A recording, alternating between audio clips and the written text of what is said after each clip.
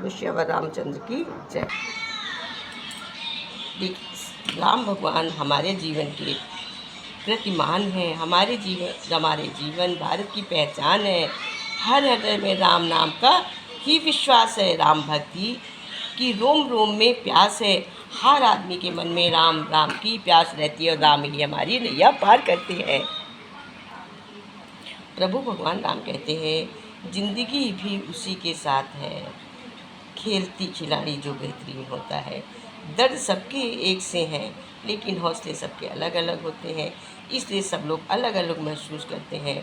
जो संघर्ष में खेलकर अपना जीवन व्यतीत करता है, वो एक दिन निखर कर हीरा बनता है। इसलिए कहते हैं, उसी के साथ खेलती रहती जो खिलाड़ी बेहतरीन होता है। तो लेकिन हौसले आपके अलग अलग हैं। कोई हताश होकर हार जाता और कोई संघर्ष करके जीत जाता है। आप सभी ने रामायण देखी है, दो बार तो बहुत अच्छे से देखी गई है। एक सन 85-86 में आई थी और एक अभी कोरोना काल में बहुत रामायण देखी गई। आप सभी ने देखा ही होगा। और देखिए, मैं उसी के बारे में थोड़ा सा बोल रही हूँ। जब रावण का वध हो गया तो मंदोदरी राम से मिलने आई। जैसे ही मंदोदरी की छाया राम जी के पीठ पर पड़ी तो वे उठ खड़े हुए और मंदोदरी से बोले, माता आप यहाँ कैसे आई हैं? मंदोदरी ने कहा, मैं इसलिए आई कि मैं तुझे कोसूं, मैं देखने आई हूँ। मैं तुम्हें लड़ाई झगड़ा कोसने नहीं करने, मैं तुम्हें देखने आई कि जिसने पूरी दुनिया पराजित कर दी है, जिसने तेरे मान दाताओं तक को स्वर्ग में जाकर चुनौती दी है, जो कुबेर काल से भी पकड़ कर नीचे ले आया है, उस महाप्रक्रमी को हराया जिसने किया है जो मेरे पति में भी नहीं था। राम ने पूछा, माता आपको पता चल गया कि क्या अंतर है? मंदोदरी ने कहा, हाँ पता चल गया है। एक मेरा पति था जो मेरी जैसी सुदर्शना होते हुए भी तेरी पत्नी चाहता था, और एक तू है कि पीठ भर भी पर स्त्री की छाया नहीं तो पड़ी तो उठकर खड़ा हो गया। यही प्रभु और उसमें अंतर है। इसीलिए आप विजयी हुए हो, जो आप पर स्त्री की छाया भी नहीं देखना चाहते हो। और मेरे पति आपकी सीता को हर लाए थे। प्रभु कहते हैं, कभी कभी लगता है कि ज़िंदगी थम गई है, अब ज़िंदगी में कुछ ठीक नहीं है हो पाएगा। ऐसे में हम अपनी ज़िंदगी में छोटी छोटी बातों को ध्यान में रखकर उसे पूरी तरह से बदल सकते हैं। बिल्कुल सरल सोच से बदल सकते हैं। हम सब नया साल मना रहे हैं, लेकिन अगर हम अपनी सोच नहीं बदलेंगे तो कैलेंडर बदलने से कोई फ़ायदा नहीं है। बीता बरस उसके लिए चाहे वो जैसा रहा हो, लेकिन इस बरस को तो बेहतर बनाया जा सकता है। कहते हैं, कैलेंडर बदलने से तो फ़ायदा नहीं है। बीता बरस कैसा भी रहा हो, लेकिन आगे वाला बरस तो हम अच्छा बिता सकते हैं छोटी छोटी सोच से। कहते जीवन का नाम ही सुख और दुख है। किस्मत और हालात बदलते देर नहीं लगती है। मुश्किल तब आती है जब समय अच्छा ना चल रहा हो। बुरे हालात हमें कमज़ोर और निशावादी बना देते हैं। ऐसा लगता है कि हमारी ज़िंदगी अब ठीक नहीं हो पाएगी, पर ऐसा नहीं है। अगर मुश्किल हालात में आप कुछ बातों को गांठ बांध लें, उन्हें अपनी ज़िंदगी में उतार लें, आपकी ज़िंदगी पूरी तरह से बदल सकती है। अपने आप विश्वास करें। भगवान कहते पहले आप अपने पर विश्वास करके देखो, आपकी ज़िंदगी कैसे नहीं बदलेगी। मानसिक रूप से निर्णय लें कि चाहे कुछ भी हो जाए, आपका व्यवहार सुखद और प्रेमपूर्ण बना रहेगा।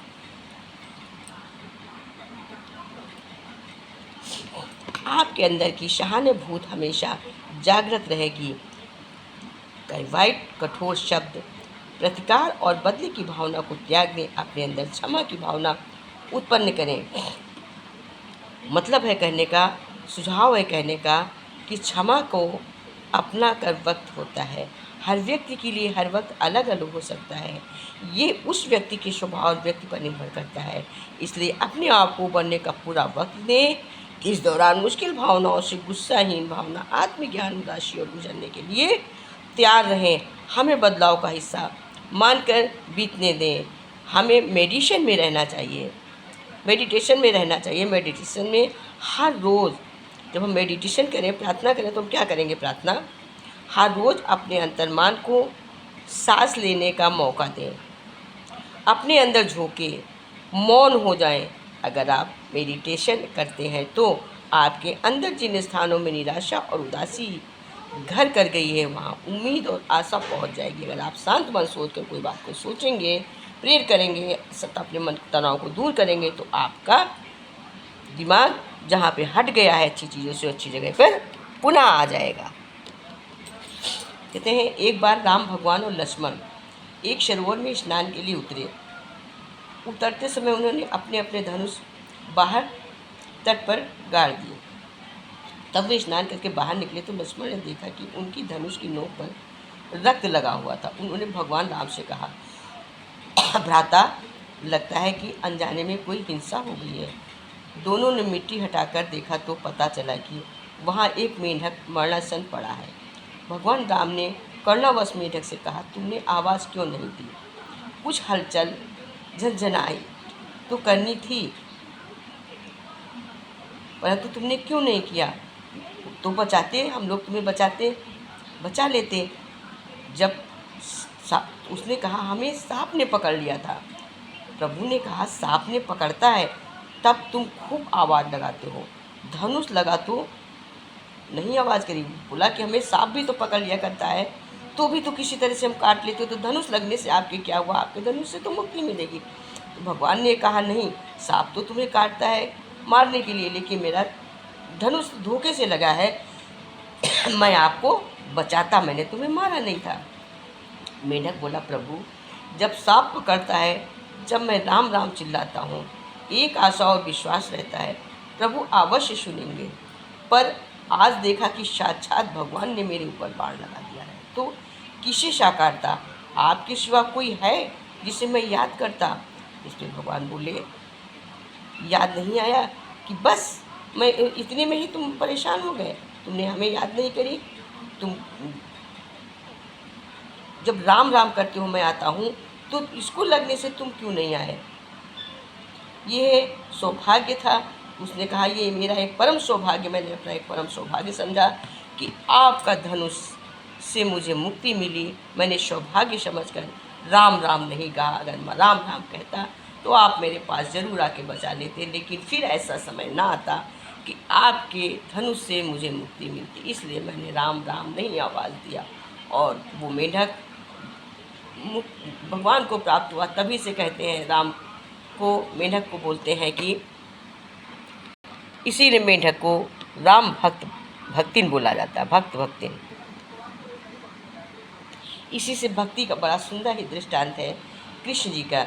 एक व्यक्ति बहुत परेशान था, उसने उसे सलाह दी कि कृष्ण भगवान की पूजा शुरू कर दो। उसने कृष्ण भगवान की मूर्ति घर लाकर उसकी पूजा शुरू कर दी।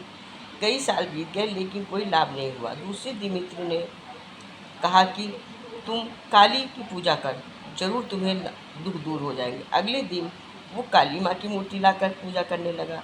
कृष्ण भगवान की मूर्ति मंदिर के ऊपर बने एक टाण पर रख दी और काली माँ की मूर्ति मंदिर में रखकर पूजा शुरू कर दी। फिर उसके दिमाग में ख्याल आया कि अगर धूप बत्ती काली जी को लगाऊंगा, उन्हें तो श्री कृष्ण जी भी सूंघ लेंगे। ऐसा करता हुआ श्री कृष्ण के मुँह पर कपड़ा बांध देता है। जैसे ही वो ऊपर चढ़कर श्री कृष्ण के मुँह पर कपड़ा बांधने लगा, कृष्ण भगवान ने उसका हाथ पकड़ लिया। वो हैरान रह गया और भगवान से पूछा, इतने वर्षों से पूजा कर रहा था, तब नहीं आए, आप कैसे प्रकट हो गए हो?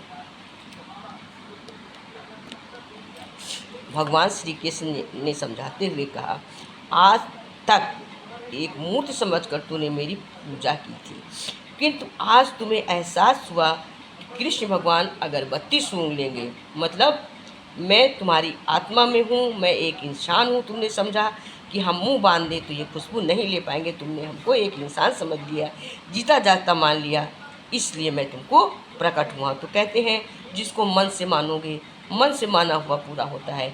हम केवल धूप बत्ती अगरबत्ती मूर्ति की करते हैं तो वो नहीं सुनती है। मन से हम मूर्ति ना भी रख के पूजा करें तो भगवान हमारी सुनते हैं। कहते हैं, कभी कभी हम सोचते हैं, सभी सोचते हैं कि जब कभी किसी महिला के साथ अत्याचार होता है या जब किसी निर्दोष की हत्या होती है, लूटपाट होती है, तब कोई भी भगवान पीड़ित व्यक्ति को बचाने नहीं आता। इसी कारण से कई लोगों को भगवान पर से भी विश्वास उठ जाता है और वे नास्तिक बन जाते हैं। मगर आपको ये भी तो समझना चाहिए, हमको ये भी तो समझना चाहिए कि ऐसा क्यों होता है। जब कृष्ण ने द्रौपदी को बचाया था तो आज की नारी क्यों नहीं, भगवान ने द्रौपदी को बचाया था तो आज की नारी क्यों नहीं बचाई जाएगी। कृष्ण ने बार बार किसी की इज्जत नहीं उचाई। ये संदेश कि भगवान हर किसी को हर बार नहीं बचाते हैं।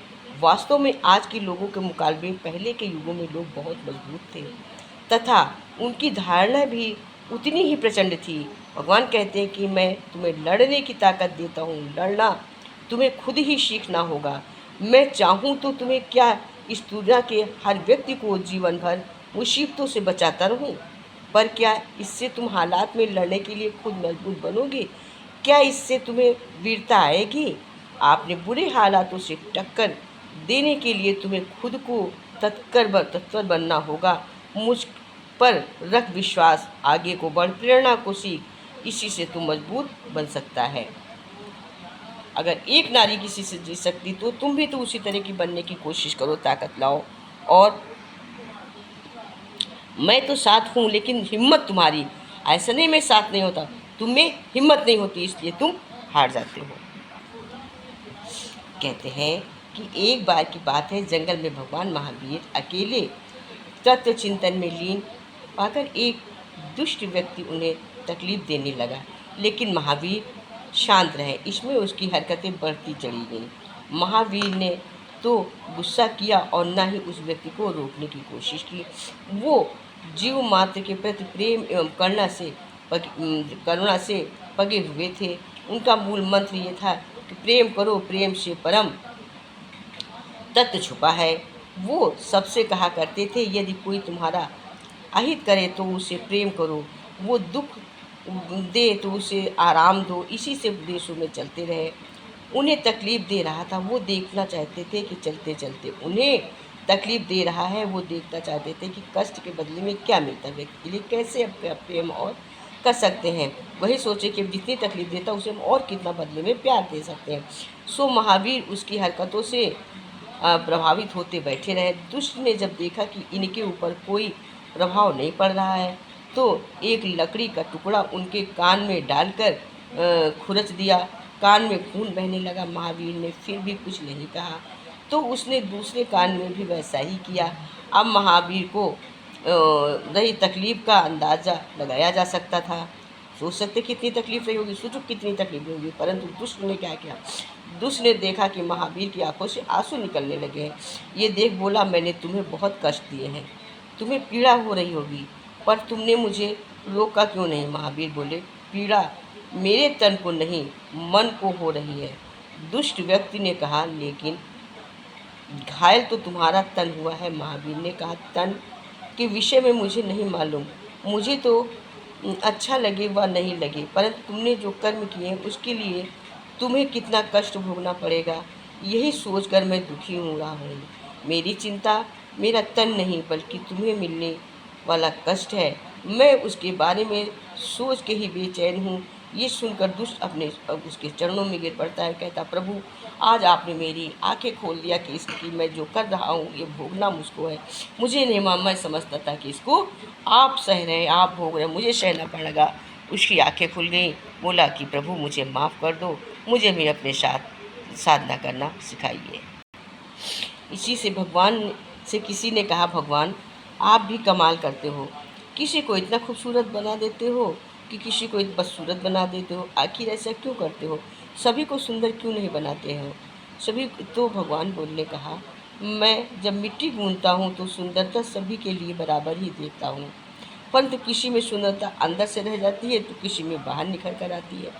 तो वही है, किसी कोई अच्छा बन जाता है। भगवान तो सबको एक जैसा भेजता है, लेकिन कर्मों के अनुसार जैसे हम कर्म करते हैं वैसे इस दुनिया में आके हम बन जाते हैं। ये तो हमारे कर्मों की खेती है, हमने जैसा बोया है आके वैसा ही काटेंगे, जैसा बीज डालेंगे वैसा वृक्ष निकलेगा, वैसा फल निकलेगा। जैसा हम कर्म करेंगे ये तो हमारा ही आत्मज्ञान से ही हमें मालूम होता है, सबको सत्संग के आत्मज्ञान ही बताता है कि हमें कैसे कर्म करने चाहिए। तुम ही मेरे मंदिर, तुम ही मेरी पूजा, तुम ही देवता हो, तुम ही देवता हो। तुम ही मेरे मंदिर, तुम ही मेरी पूजा, तुम ही देवता हो, तुम ही देवता हो। जिधर देखती हूँ मैं उधर तुम ही तुम हो, जिधर देखती हूँ मैं उधर तुम ही तुम हो। न जाने मगर किन ख्यालों में तुम हो, जिधर देखती हूँ मैं उधर तुम ही तुम हो। न जाने मगर किन ख्यालों में तुम हो। मुझे देख कर तुम जरा कुछ तो सोचो, मुझे देख कर तुम जरा कुछ तो बोलो। नहीं मैं समझूंगी मुझसे खफा हो, नहीं तो मैं समझूंगी मुझसे खफा हो। तुम ही मेरे मंदिर, तुम ही मेरी पूजा, तुम ही देवता हो, तुम ही देवता हो, तुम ही देवता हो, तुम ही देवता हो। तुम ही मेरे माथे की बिंदिया के झिलमिल, तुम ही मेरे हाथों के गजरों के मंजिल। तुम ही मेरे माथे की बिंदिया के झिलमिल, तुम ही मेरे हाथों के गजरों की मंजिल। मैं एक छोटी सी माटी की गुड़िया हूँ, मैं एक छोटी सी माटी की गुड़िया हूँ। तुम ही प्राण मेरे, तुम ही आत्मा हो, तुम ही प्राण प्रभु, तुम ही आत्मा हो। तुम ही मेरे मंदिर, तुम ही मेरी पूजा, तुम ही देवता हो, तुम ही देवता हो। जिधर देखती हूँ उधर तुम ही तुम हो। अने मगर किन ख्यालों में तुम हो। बोलो श्यामा रामचंद्र की जय। हे प्रभुनाथ, तुम ही सबके दीना लाज के रखैया हो। बोलो जय।